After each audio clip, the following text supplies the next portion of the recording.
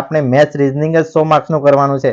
તો એક નવા ફ્રેશર વિદ્યાર્થી તરીકે મેથ્સ રીઝનિંગને ઓછામાં ઓછા 2 મહિના તમારે જોઈએ વ્યવસ્થિત રીતે તમારે પૂર્ણ કરવું હોય તો, બરાબર. અને તમે પહેલા તૈયારી કરેલી હોય તો તમે 1 મહિનામાં પણ તમે કવર કરી શકો, રિવિઝન કરી શકો અને બીજા વિષય પણ તમારે સાથે કરી શકો.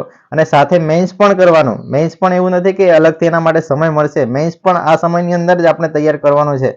એટલે કે ઓલ ઓવર જોવા જઈએ તો એપ્રિલમાં જો પરીક્ષા લેવાય તો આપણા જોડે ખૂબ જ ઓછો સમય છે. ફક્ત આમ જોવા જઈએ તો ખાલી રિવિઝનનો જ સમય છે. તો આપણે 1 પણ કલાક કે 1 પણ મિનિટ બગાડ્યા વગર હાલ પીએસઆઈની જો તમે તૈયારી કરો છો તો લાગી જવું જોઈએ. અને એની સાથે સાથે બીજી પણ એક જરૂરી બાબત છે કે સીસીની પણ પરીક્ષા 15 માર્ચ આસપાસ લઈ શકે એવી શક્યતા છે. એવી આ જે માહિતી મળી રહી છે, બરાબર.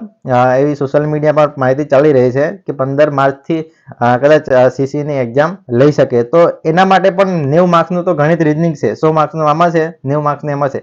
સેમ ટુ સેમ સિલેબસ છે. એટલે ગણિત રીઝનિંગ તમે હાલથી જ સૌથી પહેલા તમે ગણિત રીઝનિંગ જ કવર કરો અને એની અંદર વધારેમાં વધારે બેસ્ટ સ્કોર તમે ખેંચી શકો એવો પ્રયત્ન તમારો હોવો જોઈએ. એટલે તમે બંને પરીક્ષામાં તમારું પરફોર્મન્સ આપી શકો. અને સીસીમાં પ્રિલિમ તમે પાસ કરશો, તમારે પ્રિલિમમાં ખાલી ક્વોલિફાય થવાનું છે, બરાબર.